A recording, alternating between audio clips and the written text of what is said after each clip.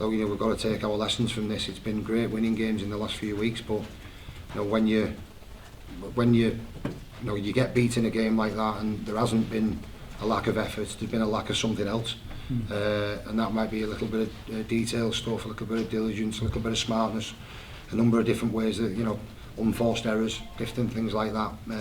That in big games matter, and we need to tidy them up. The last play options in the second half, were they not good enough? Because you're a lot of territory down there. Yeah, well, that's when I talk about moments. There's a number of times where, like a couple of 7 tackle sets out there today, and again, we might get one in a game, but I think they had 3 there tonight. Things like that matter, and they accumulate over the course of 80 minutes. Particularly, when we're in the situation that we're in at this moment in time. But I'll say again, I cannot fault the players' efforts, but we're going to need to be better in a few areas moving forward if we want to achieve what we want to achieve this year. You had a lightweight bench tonight, didn't you? Yeah. That must have hurt. Limited your options.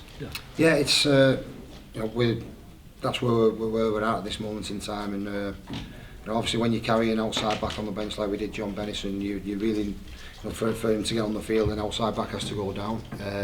Obviously we had George there with a view to him going into the halves and Moses going into 9, which is what happened.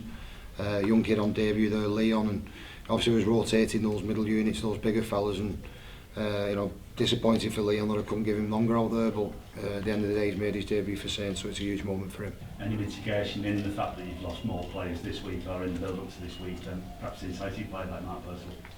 How was he as well? It was a disappointment. Percy took ill after the game at Leeds last week and spent a few days in hospital on a intravenous drip, so he was obviously he's at home now, he's improved, but he was in no position to go and play a game like that. So look, of course it hurts you when you're missing a number of high quality players, but again it can't be an excuse for us. It's something that you have to deal with throughout the course of the year, and we may need to do it again moving forward. So we'll just continue to focus on the things that we can control, and that's how we can get better as a team. How important is it for that defeat tonight to remain in context of you've won 5 games on the spin before this and you are still in a good position? Yeah, and we will very much keep it in context. We leave here tonight disappointed because we've been beaten at home in a Super League game, and that never ever sits comfortable with players, coaches, fans, everybody.